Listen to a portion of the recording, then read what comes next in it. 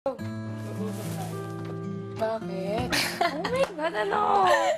Grabe, alam mo, kagabi pa ako naghahanap ng tiyempo, tapos hindi talaga kita matiyempo ng mag-isa. Bakit?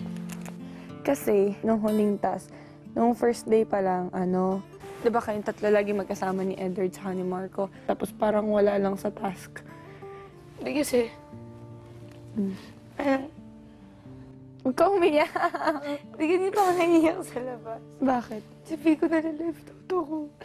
Ba't naman nalileft out? Kasi ito naman ko baka usap sa akin. Tapos parang kayo, nag-uusap yun doon sa table.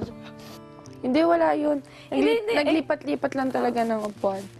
Mag-open forum naman daw mamaya. Siyempre, sabi ko nga yung tulong ko, siguro yung dishes na.